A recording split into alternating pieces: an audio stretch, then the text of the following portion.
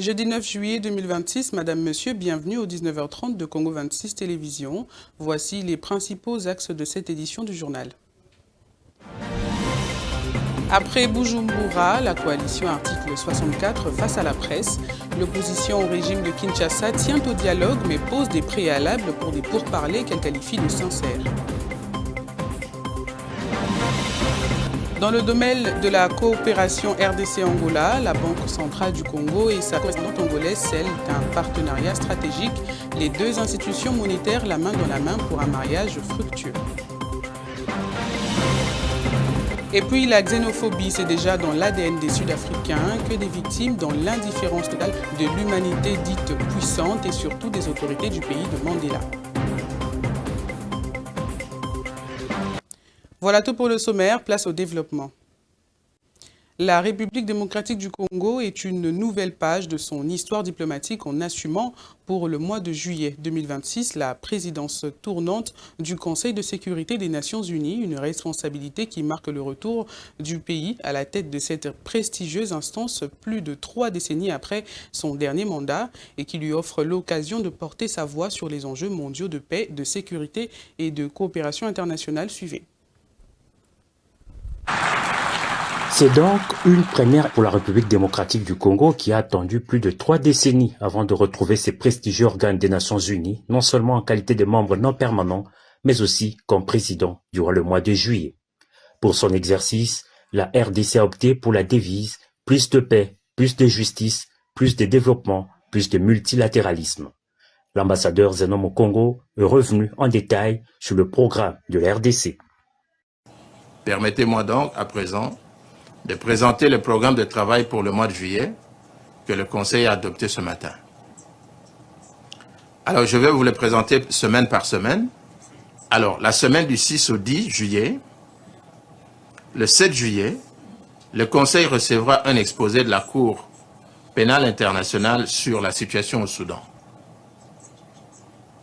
Le 8 juillet, la République démocratique du Congo organisera un débat public de haut niveau titré Femmes, paix et sécurité, sous le thème Honorer la promesse du droit international pour les survivantes et survivants de violences sexuelles liées au conflit.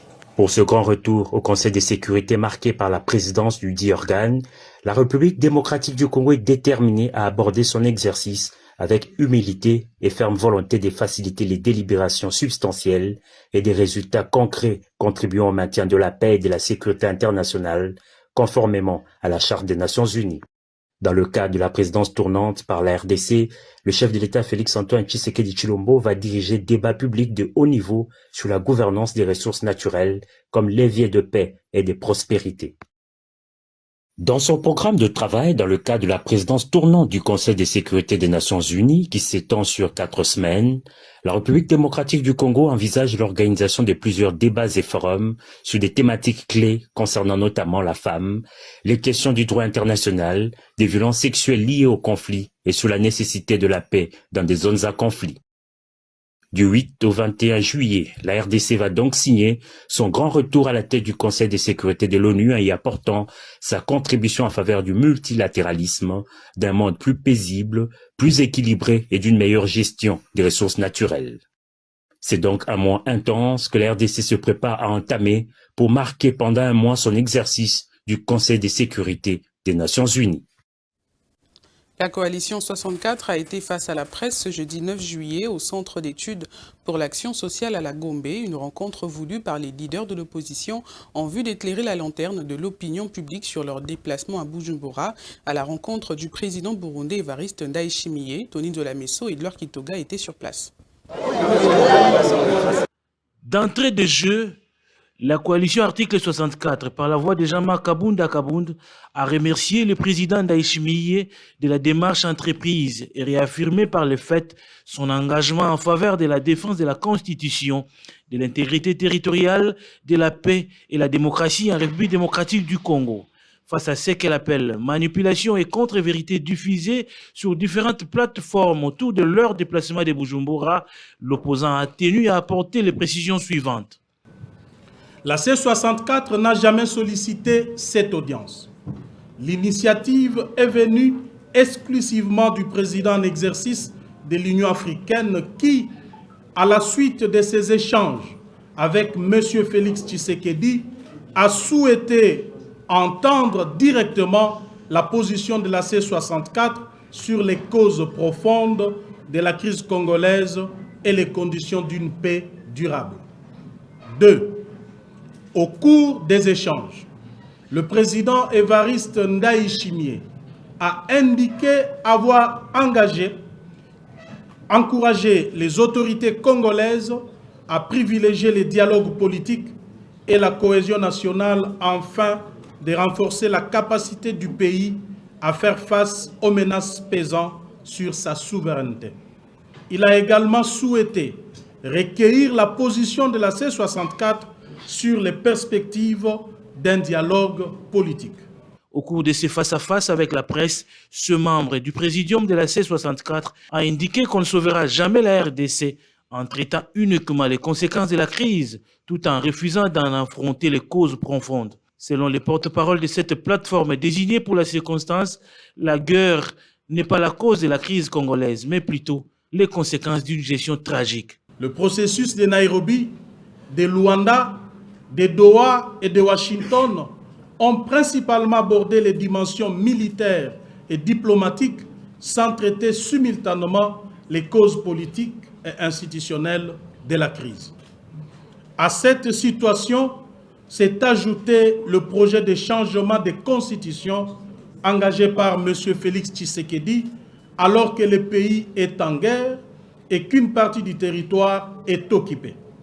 Cette initiative ouvre un dangereux front politique au moment où la nation devrait être unie pour défendre son intégrité territoriale. Par ailleurs, la C64 pose des préalables à tout dialogue véritable, sincère et inclusif. Mais un dialogue crédible suppose des actes préalables de bonne foi. Il ne saurait être question de suspendre les actions citoyennes ni d'engager un dialogue tant que M. Félix Tshisekedi n'aura pas renoncé publiquement et définitivement à son projet de changement de constitution qui divise la nation et menace le pays de balkanisation. La décrispation politique exige également la libération de prisonniers politiques, la fin des poursuites judiciaires à caractère politique, le respect des libertés publiques et le rétablissement de l'état de droit. On ne construit pas un dialogue sous la répression, ni dans la violation permanente de la Constitution. Pour terminer, le président du parti ACH a appelé les Congolais en général à soutenir les combats de la C64, notamment la marche pacifique prévue ce 22 juillet qui aura comme point de chute le Palais de la Nation.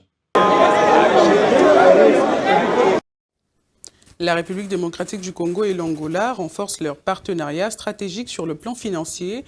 Réunis à Luanda, la Banque centrale du Congo et la Banque nationale d'Angola ont signé mercredi 9 juillet un mémorandum d'entente destiné à approfondir leur coopération dans plusieurs domaines clés en vue de soutenir l'intégration économique et la stabilité financière et le développement des échanges entre les deux pays.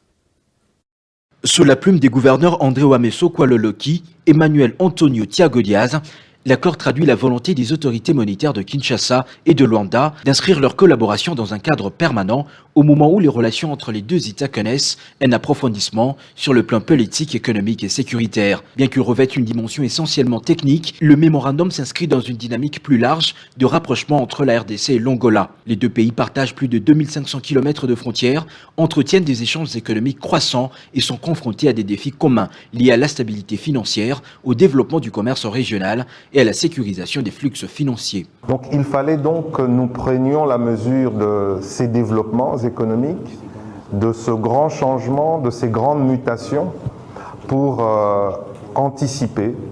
Et je remercie aussi nos équipes puisque nous allons travailler sur de la coopération technique, des moyens de paiement qui vont exister entre les deux pays, les paiements transfrontaliers, et tout ça va permettre d'accélérer davantage les échanges et aussi, comme vous l'avez dit, de réduire les coûts.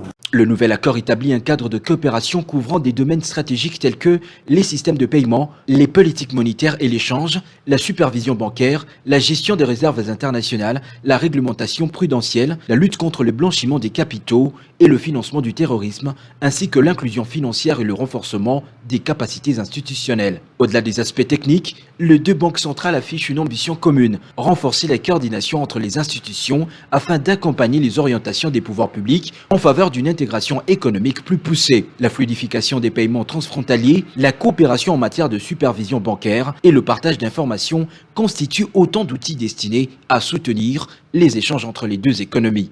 Le mémorandum prévoit également la création d'un forum bilatéral permanent d'échange d'informations. Cette plateforme permettra aux deux institutions de partager leurs expériences, de coordonner leurs réponses face aux risques financiers transfrontaliers et d'améliorer la supervision des établissements financiers opérant dans les deux juridictions. Cette coopération traduit également une vision commune de la stabilité régionale dans un contexte où les économies africaines renforcent progressivement leurs mécanismes d'intégration. La coordination entre les banques centrales apparaît comme un instrument essentiel pour préserver la confiance dans les systèmes financiers, accompagner les investissements et soutenir le développement des échanges. Pour Kinshasa comme pour Luanda, la coopération monétaire devient ainsi un prolongement de la coopération politique.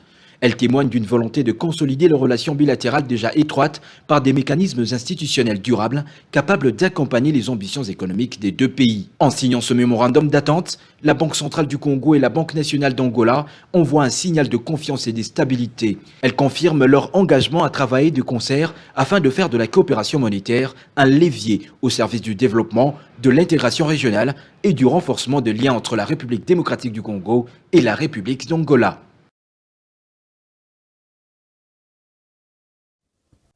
Un différend oppose les habitants du quartier Ezo aux responsables de l'école Mouinda. Nous sommes dans la municipalité de Kalamou. Les riverains accusent le responsable de cette école d'avoir construit sur le passage naturel des eaux de ruissellement en provenance de Makala, Ngaba et Limité. Ils redoutent que cette situation ne vienne aggraver les inondations de ce coin. Détail avec Meshak Lefaka.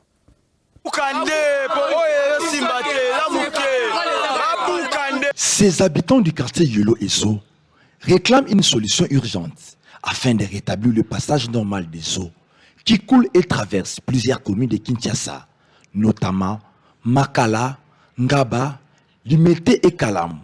Selon eux, l'école Mouinda aurait été érigée sur l'ancien lit d'écoulement des eaux. Une situation qui, à leurs yeux, augmente les risques d'inondation lors des fortes pluies. Ils demandent aux autorités compétentes d'intervenir pour prévenir de nouveaux dégâts.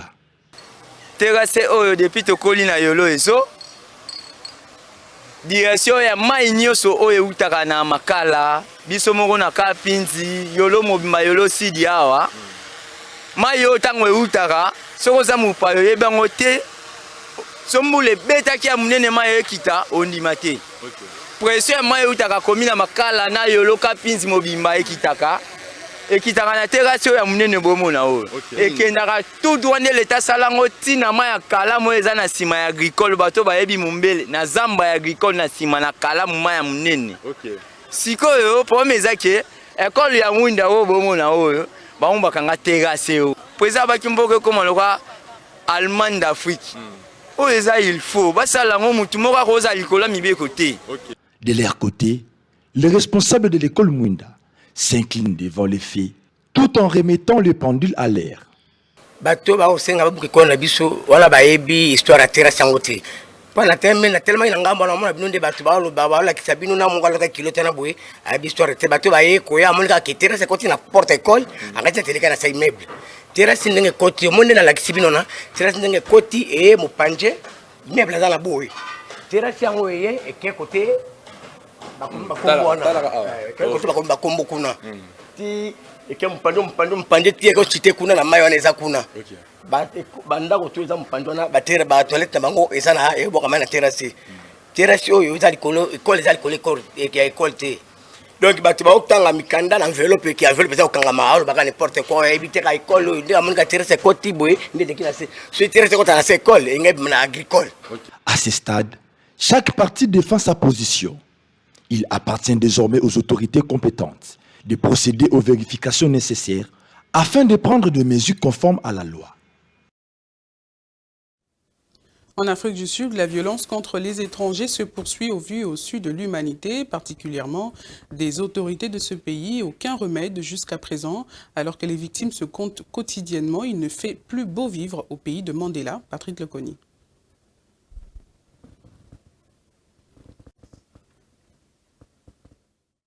Décidément, aucun coin du pays de Mandela n'est épargné par la xénophobie. Une haine contre les étrangers désormais inoculée dans l'ADN du peuple sud-africain. C'est pour la énième fois que pareil mouvement voit le jour au motif que le taux de chômage a considérablement augmenté. Ces sentiments s'est traduit dans la dépossession de biens, la chasse à l'homme, l'explosion, les assassinats et autres excès des zèles. Pour se mettre à l'abri de bourreaux, certains étrangers se cachent des semaines entières à la maison. Par quelle magie se nourrissent-ils? Seul Dieu le sait. Les cadres a quitté l'ordinaire pour s'installer durablement dans le pays sans la moindre réaction vigoureuse des autorités, alors qu'à retour, plusieurs nations se montrent prêtes à rompre avec Pretoria. Jusqu'à quand ces actes de xénophobie en Afrique du Sud? Difficile d'y répondre. L'image de tout un État s'effondre au moment où les Africains sont appelés à unir leurs forces afin de prouver le développement de continents noirs, toujours sous-estimés et placés à la queue. Pathétique. Début effectif ce mercredi 8 juillet 2026 des travaux de construction de l'avenue Montabor dans la municipalité de la Gombe, longue de 840 mètres, ce tronçon d'importance capitale reliant les avenues du Haut Commandement et ex-24 novembre fera le prolongement de l'avenue Itaga de l'autre côté de la municipalité de Lingwala pour une durée de 13 mois. Exécuté par Immobilière à Lukongo sous la supervision d'Engrenage Corporation, ces travaux, dont le coût n'a pas été révélé, consistent à la construction des ouvrages d'assainissement et la chaussée. Seul représentant africain encore en lice à la Coupe du Monde 2026, le Maroc a rendez-vous avec vous. Son destin ce soir face à la France en quart de finale. Un match à suivre à 21h de Kinshasa. Les Lions de l'Atlas portent désormais les espoirs de tout un continent et tenteront de faire tomber l'un des grands favoris de la compétition pour décrocher une place dans le dernier carré. Edouard Kitoga pour les détails. Maroc, pour ceux qui ne connaissent pas, qui sortent déjà, on les avait rencontrés il y a 4 ans à Doha en demi-finale. Ils ont fait une finale de Coupe d'Afrique, donc ils font partie des très très bonnes équipes avec de très bons joueurs. Ils ne sont pas là par hasard. Donc après le match, voilà, c'est une opposition avec deux équipes qui aiment bien avoir le ballon, qui aiment bien attaquer, qui aiment bien marquer des buts. Donc il faudra être très performant demain parce que cette équipe du Maroc est de très bonne qualité. Et ce qui est clair, c'est que ce sont deux équipes qui arrivent peut-être encore meilleures et c'est tout à fait normal parce que ce sont deux fédérations qui travaillent très très bien, deux pays qui travaillent très très bien et donc voilà, c'est pas une surprise de voir aujourd'hui le niveau de la France qui s'est amélioré par rapport à il y a 4 ans et celui du Maroc. Et par contre, le match il y a 4 ans, en tout cas moi j'étais supporter, j'étais devant ma télévision et c'est vrai qu'en tant que supporter j'avais des regrets. Et je pense que beaucoup de gens aussi, beaucoup de joueurs aussi. Donc la clé ici, c'est de se dire que voilà, il faut jouer ce match et en fin de compte, ne pas avoir de regrets. Donc il y a des choses qu'on doit mieux faire. C'est la fin de cette édition d'information. Je vous rappelle ces grandes lignes. Après Bujumbura, la coalition article 64 face à la presse, l'opposition au régime de Kinshasa tient au dialogue mais pose des préalables pour des pourparlers qu'elle qualifie de sincères. Dans le domaine de la coopération RDC-Angola, la Banque centrale du Congo et sa correspondante angolaise scellent un partenariat stratégique. Les deux institutions monétaires, la main dans la main pour un voyage fructueux. Et puis la xénophobie, c'est déjà dans l'ADN des Sud-Africains que des victimes dans l'indifférence totale de l'humanité dite puissante et surtout des autorités du pays de Mandela. Merci d'avoir suivi ce journal et merci pour votre sympathique attention. Excellente soirée chez vous.